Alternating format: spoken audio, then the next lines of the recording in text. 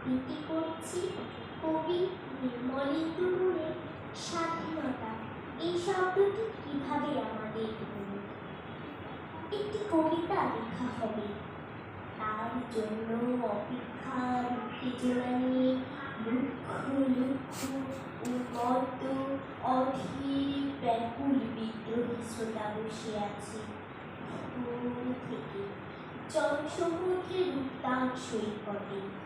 কখন আসবে কবি?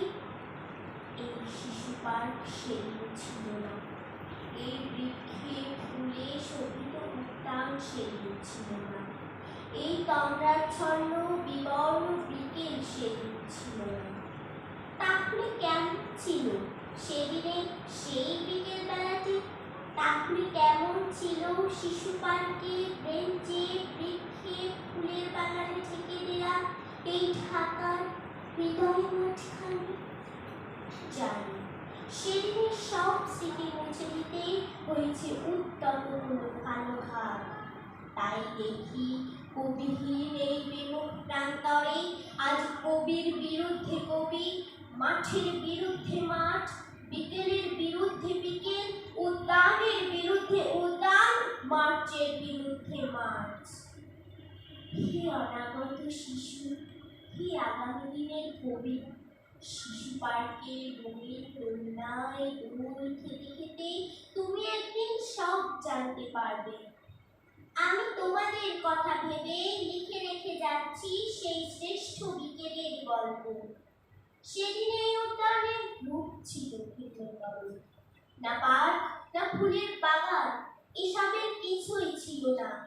শুধু এক খণ্ড অখণ্ড আকাশ যেরকম, সেরকম দিগন্ত প্লাবিত ধুধু মাঠ ছিল দুর্বাদরে ঢাকা, সবুজে সবুজ ময়।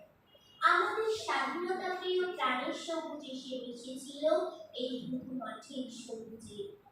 কপালে উজ্জিতে লাল শালু বেঁধে এই মাঠে ছুটে এসেছিল কারখানা থেকে লোহার শ্রমিক, লাঙল জোয়াল কাঁধে এসেছিল ঝাঁপ বেঁধে উলঙ্গ কৃষক, পুলিশের অস্ত্র কেড়ে নিয়ে এসেছিল প্রদীপ্ত যুবক, হাতের মুঠোয় মৃত্যু, চোখে স্বপ্ন নিয়ে এসেছিল মধ্যবিত্ত, নিম্ন মধ্যবিত্ত, করুণ কেরানি, নারী, বৃদ্ধ, বেশ্যা, ভবঘুরি, আর তোমাদের মতো শিশু পাটাপুরানিরা দৌড়ে।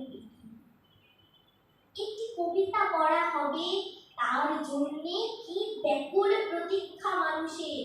কখন আসবে কবি, কখন আসবে কবি?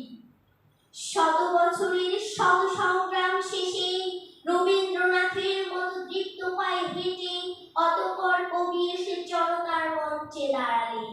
তখন পলকে দারুণ ঝলকে তরিতে উঠিল জল, হৃদয় লাগিল দোলা, জনসমুদ্রে জাগিল জোয়ার, সকল দুয়ার খোলা। কে রোধে তাহার বজ্র কণ্ঠবাণী? গণসূর্যের মঞ্চ কাঁপিয়ে কবি শোনালেন তার অমর কবিতা খানি। এবারের সংগ্রাম আমাদের মুক্তির সংগ্রাম, এবারের সংগ্রাম স্বাধীনতার সংগ্রাম। সেই থেকে স্বাধীনতা শব্দটি আমাদের